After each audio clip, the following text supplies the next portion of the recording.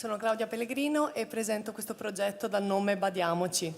Questo progetto affronta il tema dell'assistenza domiciliare e in particolare lo affronta dalla prospettiva dell'assistente. Negli ultimi anni è stato rilevato un fenomeno in crescita chiamato Sindrome Italia. Questo termine è stato coniato da 2 medici ucraini che, visitando queste signore al ritorno in patria, hanno notato una sofferenza psicologica più o meno grave, ma comunque molto diffusa.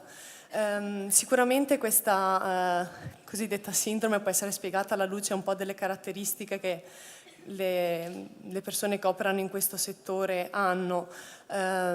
Comunque queste informazioni sono ancora più rilevanti se pensiamo che l'Italia è la prima nazione in Europa per numero di badanti, però soltanto un numero molto esiguo, quindi circa il 14%, è formato per andare effettivamente poi a svolgere la mansione assistenziale.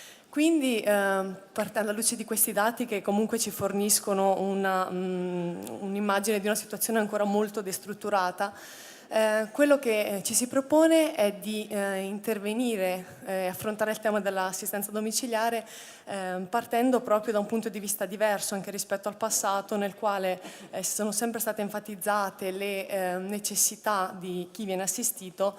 Invece appunto in questo progetto si vuole partire proprio dal punto di vista delle assistenti per poi come spunto, diciamo, per agire a tutto tondo. Sicuramente gli obiettivi di questo progetto sono senz'altro il benessere psicologico dell'assistente, ma anche un incontro sinergico con la famiglia, che è il principale ambiente relazionale e fisico dell'assistente.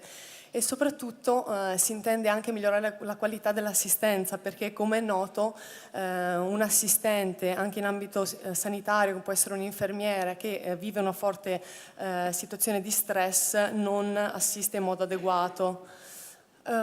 Quindi per concludere direi che all'interno di questa relazione in cui abbiamo considerato finora l'assistente e il suo benessere e la famiglia e l'assistito, è importante però anche inserire un terzo soggetto esterno a questa relazione che avrebbe un po' il compito di farsi da portatore di questa iniziativa e quindi anche di in qualche modo promuoverla. Quindi mi riferisco agli enti pubblici quali comuni e regioni, associazioni di vario tipo e aziende private che si occupano dell'erogazione di servizi socioassistenziali.